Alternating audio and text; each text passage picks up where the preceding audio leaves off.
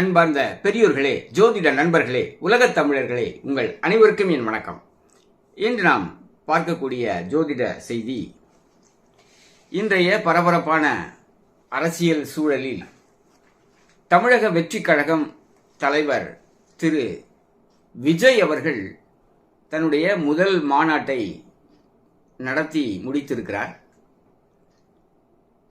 அரசியல் சூழலில் இன்றைக்கு தமிழக வெற்றி கழகத்தினுடைய வரவு என்பது எப்பொழுதுமே புதிய வரவு என்பதை நாம் வரவேற்க வேண்டும். அதோடு மட்டுமல்ல, இவருடைய ஜாதகம் என்ன சொல்கிறது? இவருடைய வரவு என்பது தமிழகத்தில் அரசியலில் மாற்றத்தை ஏற்படுத்துமா? இவருக்கான எதிர்கால வாய்ப்புகள் எந்த அளவிற்கு பிரகாசமாக இருக்கிறது என்பதை பற்றி நாம் இந்த வீடியோவில் பார்க்கவிருக்கிறோம். அவருடைய பிறந்த தேதி 22/6/1974 12:08 PM சென்னையில் பிறந்திருக்கிறார். இவருடைய நட்சத்திரம் பூச நட்சத்திரம், 1ஆம் பாதம், கடகராசி, கன்னியா லக்னம். இந்த ஜாதகத்தை ஜெய்மினி அடிப்படையில் நாம் அணுகலாம் என்று இருக்கின்றேன். ஏனென்றால் என்னுடைய வீடியோக்களில் தற்காலம் ஜெய்மினியை பற்றி அதிகமாக நான் பேசி வருகிறேன். அந்த அடிப்படையில் ஜெய்மினி ஜோதிட அடிப்படையில் இவருடைய ஜாதகம் எந்த அளவிற்கு ராஜயோகம் உடையதாக இருக்கிறது, வருகின்ற 2026 தேர்தலில் இவருடைய வெற்றி வாய்ப்பு எவ்வாறு இருக்கிறது என்பதை நாம் ஜெய்மினி சூத்திர அடிப்படையில் நாம் பார்க்கவிருக்கிறோம்.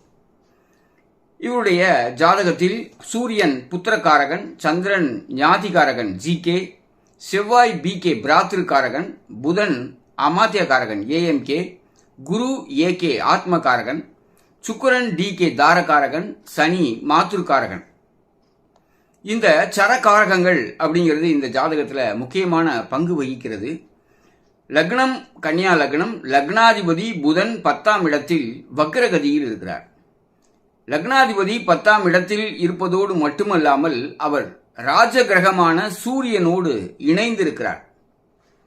அதோடு மட்டுமல்ல, 5ஆம் பாவாதிபதி, ஜெய்மினியில் மிக முக்கியமான பாவாதிபதி 5ஆம் பாவாதிபதி 10ஆம் இடத்தில் இருப்பது மிகப்பெரிய ராஜயோகத்தை தரக்கூடிய அமைப்பு.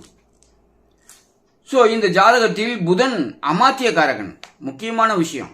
2வது ஹையஸ்ட் டிகிரியில் இருக்கக்கூடிய கிரகம் அமாத்தியகாரகன். அமாத்தியகாரகன் அவருடைய தொழில், வருமானம் போன்றவற்றையெல்லாம் குறிப்பிடக்கூடிய கிரகம். இவருடைய காரகாம்ச லக்னம், இவருடைய காரகர் யார் அப்படின்னு சொன்னா ஆத்மகாரகர் குரு. அவர் ரிஷப ராசியில் இருக்கிறார். எனவே காரகாம்ச லக்னம் என்பது ரிஷப லக்னமாக இருக்கிறது. இது ஒரு அடிஷனல் பாயிண்ட் நமக்கு. நம்ம பார்க்கக்கூடிய விஷயம் அப்படிங்கிறது 10ஆம் இடம் பதா லக்னம். 10ஆம் பாவகம் என்பதுதான் ராஜ்ய பதவியை தரக்கூடிய இடம். 10ஆம் இடத்தில் கன்னியா லக்னத்திற்கு 10ஆம் இடத்தில் 10ஆம் பாவக அதிபதி புதன் ஆட்சி பெற்றிருப்பது, ராஜகிரகமான சூரியனோடு இணைந்திருப்பது, 5ஆம் பாவக அதிபதியான சனியோடு இணைந்திருப்பது அப்படிங்கிறது 10ஆம் பாவத்தினுடைய பதா லக்னத்தின் வலிமையை நமக்கு தெரிவிக்கிறது. இது முக்கியமான ஒரு பிளானட்டரி காம்பினேஷன். அடுத்ததாக இவருடைய ஜாதகத்தில் ராஜயோகா காம்பினேஷன்ஸ் என்று சொல்லக்கூடிய அரச யோகங்களை தரக்கூடிய அமைப்பு என்பது ஒரு 5-6 ராஜயோகங்கள் ஜெய்மினி அடிப்படையில் அமைந்திருக்கிறது.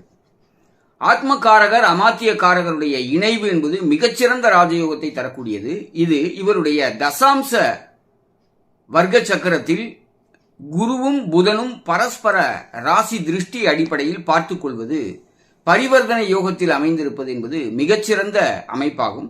இவருடைய D10 லக்னம் மிதுன லக்னம். மிதுன லக்னத்திற்கு 10ஆம் இடம் என்பது ராஜ்யத்தை தரக்கூடிய இடம். அந்த 10ஆம் இடத்தை ஆத்மகாரகன் குருவும் அமாத்தியகாரகர் புதனும் அந்த பாவத்தை பார்க்கிறார்கள். இது மிக வலிமையான ஒரு ராஜயோக அமைப்பாக நாம் பார்க்க வேண்டும். அடுத்ததாக ஆத்மகாரகனாக சொல்லப்படக்கூடிய குருவும் DK தாரகாரகன் சுக்கிரனும் ஒருவருக்கொருவர் நவாம்ச ராசியில் பார்வை செய்து கொள்கிறார்கள். ராசி திருஷ்டி அடிப்படையில் பார்வை செய்து கொள்கிறார்கள். இது மிகச்சிறந்த ராஜயோகத்தை தரக்கூடியது அமைப்பாகும். அடுத்ததாக அமாத்தியகாரகனும் 5ஆம் பாவாதிபதியாக வரக்கூடிய சனியும் இணைந்து பார்வை செய்யக்கூடிய அமைப்பு என்பது D1 10ஆம் இடத்தில் இருப்பது ஒரு ராஜயோக அமைப்பாகும். அதே போல சுக்கிரன் சந்திரன் மியூச்சுவல் ஆஸ்பெக்ட் அப்படிங்கிறது, சந்திரனை சுக்கிரன் பார்க்கிறார், சுக்கிரனை சந்திரன் ராசி திருஷ்டி அடிப்படையில் D1ல பார்க்கிறார். ஸோ இந்த பார்வை என்பது மிகச்சிறந்த தனயோகத்தை கொடுக்கக்கூடிய அமைப்பாகும். அடுத்ததாக PK என்று சொல்லக்கூடிய சூரியன், DK சுக்கிரன், இவருடைய பார்வை D10ல் சூரியன் சுக்கிரனுடைய பார்வை என்பது ஏற்படுகிறது. இது ஒரு முக்கியமான காம்பினேஷன் இந்த ஜாதகத்தை பொறுத்தவரை.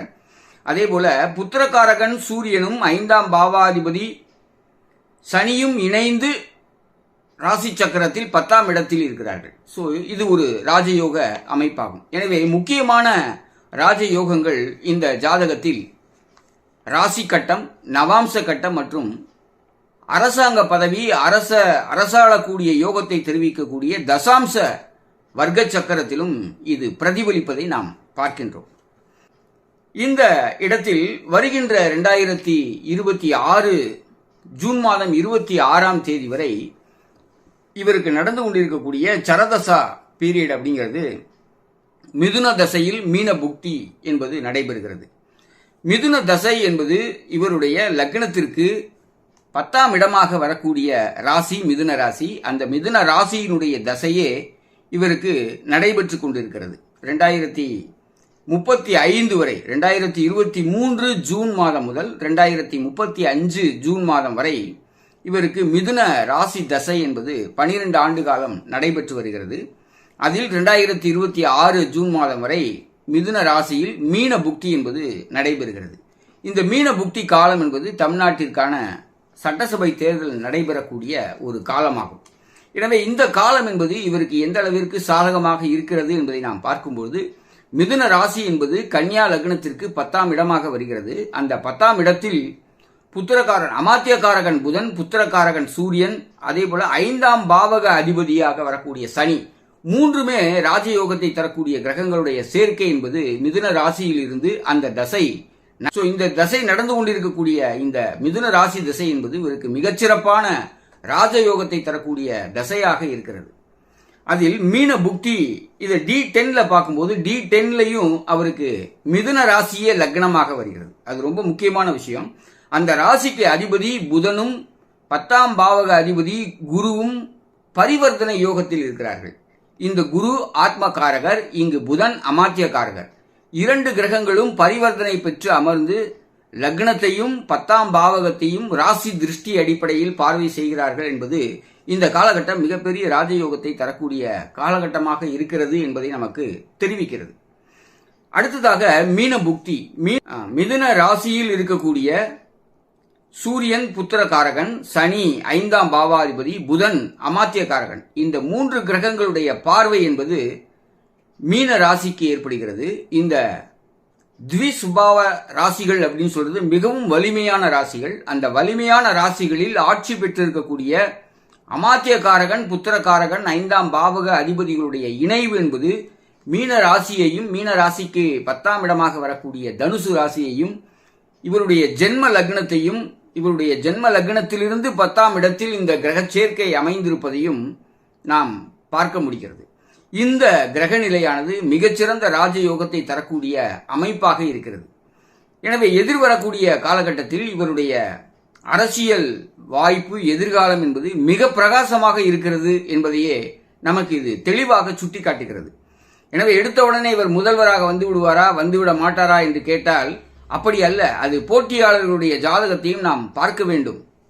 ஆனால் இந்த ஜாதகத்தை பொறுத்தவரை மிக முக்கியமான ஒரு கட்சியாக தமிழக வெற்றி கழகம் என்பது இருக்கும். அதில் விஜயனுடைய பங்களிப்பு என்பது இந்த தேர்தலில் மிகப்பெரிய பங்கை பெறும் அப்படிங்கிற ஒரு விஷயத்தை நாம உறுதியாக சொல்ல முடியும். அப்படிங்கிற ஒரு விஷயத்தை உங்களோடு பகிர்ந்து கொள்வதில் மிகுந்த மகிழ்ச்சி அடைகின்றேன். மேலும் இது போன்ற ஜோதிட செய்திகளை தெரிந்து கொள்ள என்னுடைய சேனலை சப்ஸ்கிரைப் செய்யுமாறு கேட்டுக்கொண்டு, உங்களுடைய உறவினர்கள் மற்றும் நண்பர்கள் விஜய் ரசிகர்களுக்கும் பகிர்ந்து கொள்ளுமாறு கேட்டுக்கொண்டு, மீண்டும் ஒரு வீடியோவில் உங்களை சந்திக்கும் வரை உங்களிடமிருந்து நன்றி கூறி விடைபெறுகின்றேன். நன்றி, வணக்கம்.